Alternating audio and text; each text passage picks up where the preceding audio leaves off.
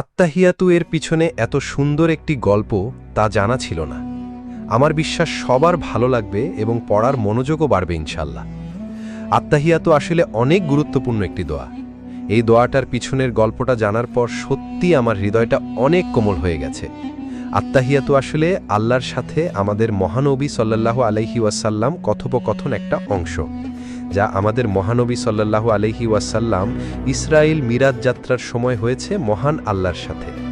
মহানবী সাল্লাল্লাহু আলাইহি ওয়াসাল্লাম যখন আল্লাহর সাথে কথোপকথন শুরু করে তখন আল্লাহকে আসসালামু আলাইকুম বলেননি। তাহলে কি বলেছিল? কারণ আমরা মহান আল্লাহকে বলতে পারবো না আল্লাহ আপনার উপর শান্তি নাজিল হোক, কারণ আল্লাহ নিজেই একমাত্র পৃথিবীর সকল শান্তির এবং রহমতের উৎপত্তিস্থল। মহানবী সাল্লাল্লাহু আলাইহি ওয়াসাল্লাম আল্লাহকে উদ্দেশ্য করে বলেছিলেন, আত্তাহিয়াতু লিল্লাহি ওয়াসসালাওয়াতু ওয়াত-তাইয়্যিবাতু, অর্থ যাবতীয় সম্মান, যাবতীয় উপাসনা ও যাবতীয় পবিত্র বিষয় আল্লাহর জন্য। উত্তরে মহান আল্লাহ বলেন, আসসালামু আলাইকা আইয়ুহান নাবিয়্যু ওয়া রাহমাতুল্লাহি ওয়া বারাকাতুহু, অর্থ হে নবী, আপনার উপরে শান্তি বর্ষিত হোক এবং আল্লাহর অনুগ্রহ ও সমৃদ্ধিসমূহ নাজিল হোক।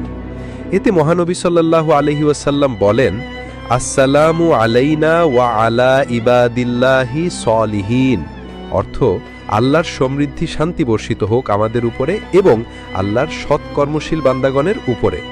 মহান আল্লাহ এবং মহানবী সাল্লাল্লাহু আলাইহি ওয়াসাল্লাম এই কথোপকথন শুনে ফেরেশতারা বলেন, আশহাদু আল্লা ইলাহা ইল্লাল্লাহু ওয়া আশহাদু আন্না মুহাম্মাদান আবদুহু ওয়া রাসূলুহু, অর্থ আমি সাক্ষ্য দিচ্ছি যে আল্লাহ ব্যতীত কোনো উপাস্য নেই এবং আমি সাক্ষ্য দিচ্ছি যে মুহাম্মদ সাল্লাল্লাহু আলাইহি ওয়াসাল্লাম তার বান্দা ও রাসূল। সুবহানাল্লাহ।